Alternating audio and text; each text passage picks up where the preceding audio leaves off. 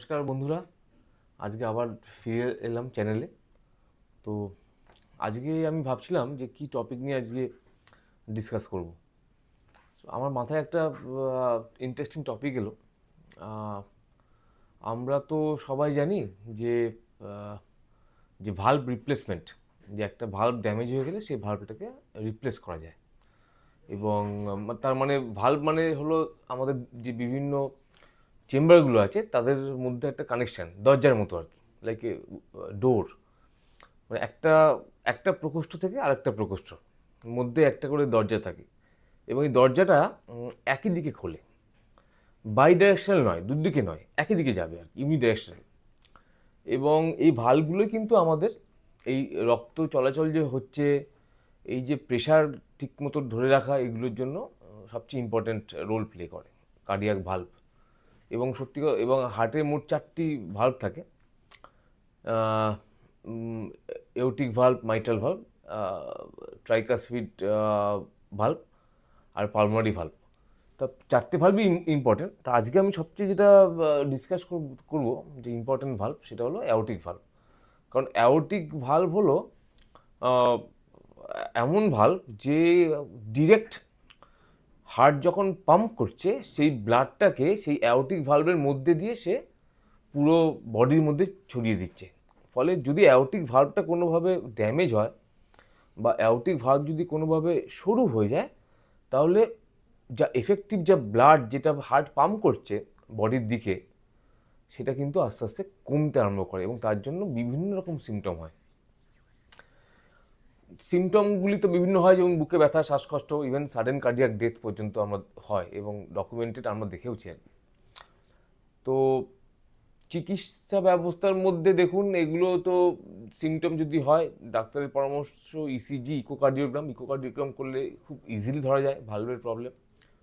এই ভালভের প্রবলেম যদি সিগনিফিকেন্ট হয়, তাহলে তার চিকিৎসা হলো অপারেশন।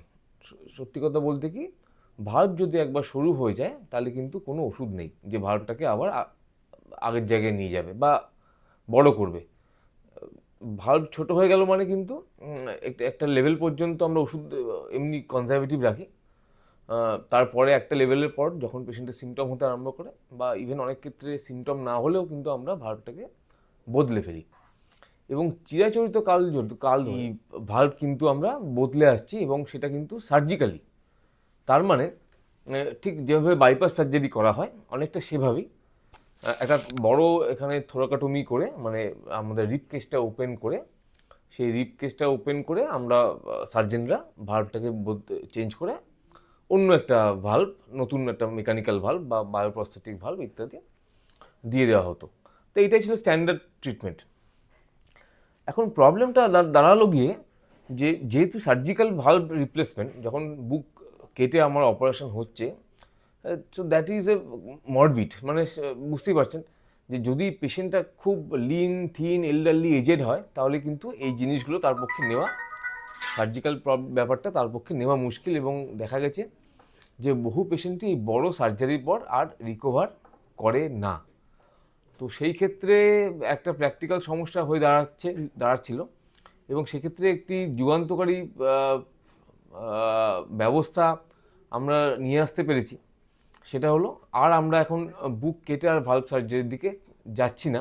বহু ক্ষেত্রে আমরা সেটা পারকিউটেনিয়াস করছি। তার মানে যেভাবে ঠিক অ্যাঞ্জিওপ্লাস্টি করা হয়, অজ্ঞান না করে জাস্ট কুঁচকি দিয়ে ছোট একটা পাংচার করে ওখান দিয়ে ক্যাথেটার এবং বেলুন নিয়ে গিয়ে ওখান দিয়ে ভাল্ভ আমরা চেঞ্জ করতে পারছি।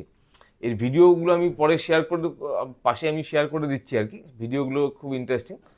আমরা যে এইভাবে ভাল্ভটা বুক না কেটে, সার্জিক্যাল না গিয়ে যে ভাল্ভ ট্রান্সপ্লান্ট করি, এটাকে আমরা বলি টাভি, ট্রান্সকিউটেনিয়াস অ্যাওর্টিক ভাল্ভ রিপ্লেসমেন্ট।